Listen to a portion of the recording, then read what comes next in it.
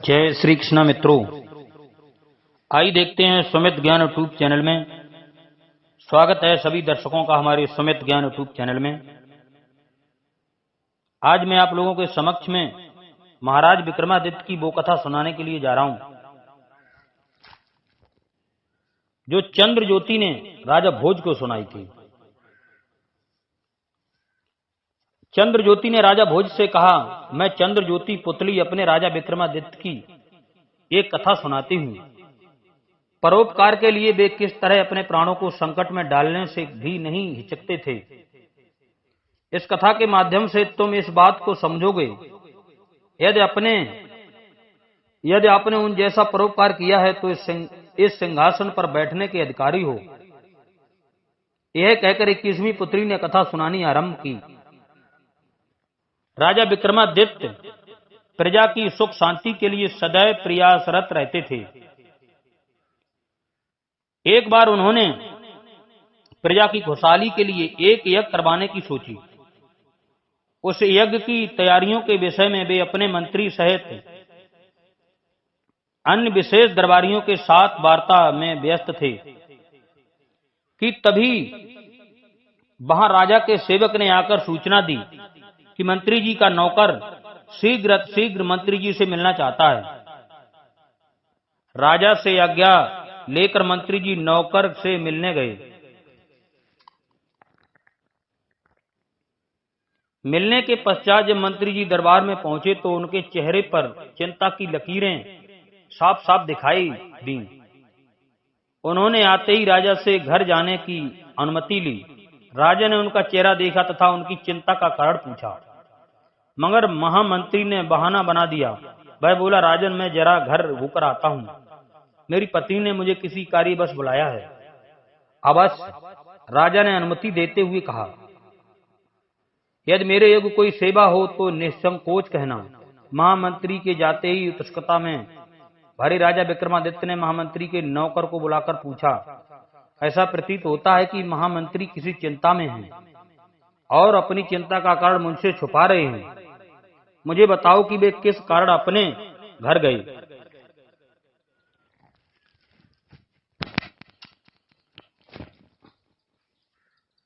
राजा के पूछने पर नौकर ने कहा, दरअसल बात यह है कि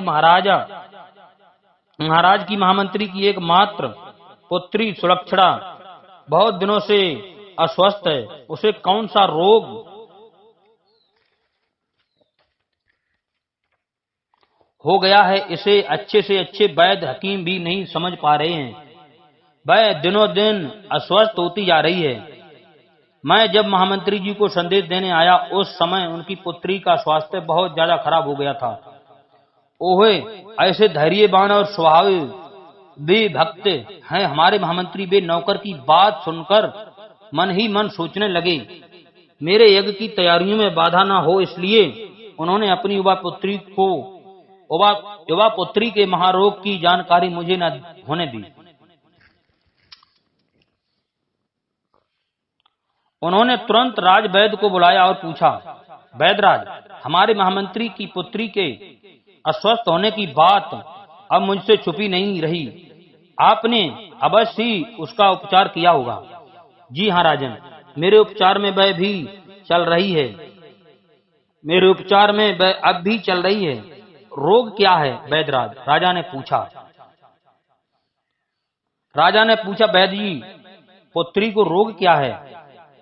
वैद्य ने उत्तर दिया, अभी तक उसके रोग का पता ही नहीं चल सका।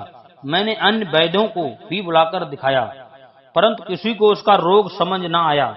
अब तो वह मरासन्न स्थिति में पहुंच चुकी है। उसके जीवित रहने की आशा मैंने छोड़ दी। जो थोड़ी आशा की जा सकती थी वह ख्वांग बूटी से ही की जा सकती थी, मगर रोग की भयंकरता के देखते हुए अब उस ओर भी ध्यान नहीं दिया जा सकता। ख्वांग बूटी राजा के मुख से निकला। फिर पूछा, इस बूटी की तुम्हें जानकारी क्यों कर है? एक बार मुझे एक सन्यासी ने वह बूटी थोड़ी सी दी थी। एक असाध्य रोगों को उस बूटी से मैंने स्वास्थ्य कर दिया था। अब वह बूटी मेरे पास समाप्त हो गई है।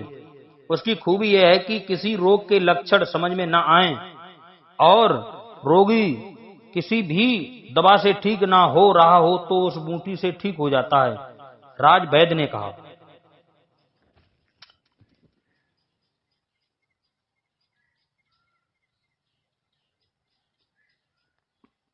राज वैद्य ने कहा, यह सुनकर राजा बोले, क्या वह बूटी कहीं मिल सकती है? अवश्य। डॉक्टर बोला, अवश्य, मगर क्या लाभ, उसे समय पर लाया नहीं जा सकता। वह नील रत्नगिरी की पहाड़ियों की घाटियों में ही मिल सकती है। वहां तक जाने आने में ही महीनों लग जाते हैं। वहां कोई पहुंच भी जाए तो उस बूटी तक पहुंचना सरल कार्य नहीं। घाटी भयानक सर्पों, बिच्छुओं तथा अन्य जहरीले जंतुओं से भरी पड़ी है। आप उस बूटी की पहचान बताएं। राजा ने एकाएक कहा। उसका आधा फूल नीला और आधा पीला होता है। वह कटीली झाड़ी के रूप में होती है। उसके पत्ते लाजबंती के पत्तों की तरह छूने से लजा जाते हैं।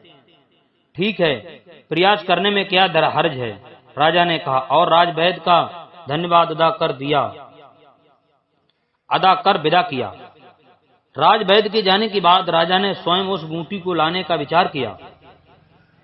उसके बाद राजा विक्रमादित्य ने दोनों बेतालों का स्मरण किया।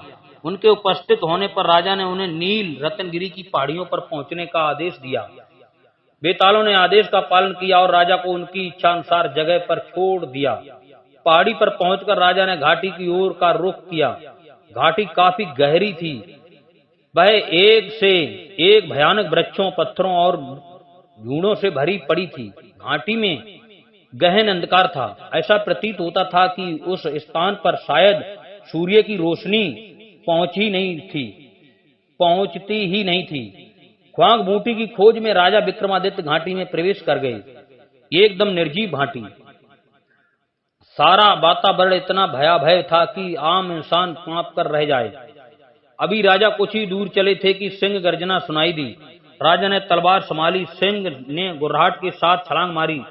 राजा विक्रमादित्य एक ओर को झुकाई देकर बच जाना चाहते थे, मगर सिंह का पंजा बाह को जख्मी कर गया।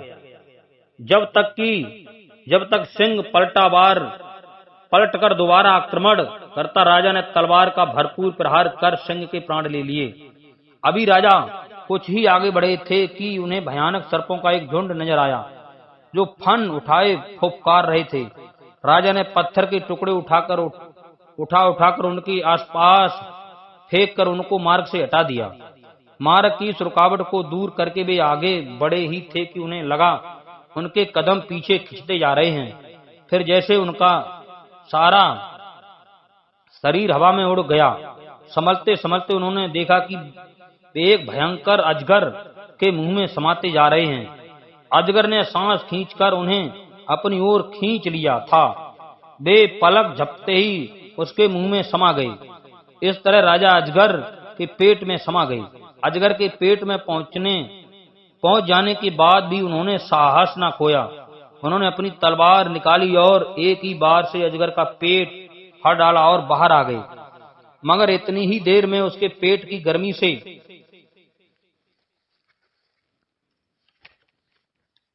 वे बेहाल हो चुके थे। बेहद थकान और कमजोरी महसूस कर उन्होंने विश्राम करने की बात सोची। उस समय संध्या भी तेजी से घिर आई थी।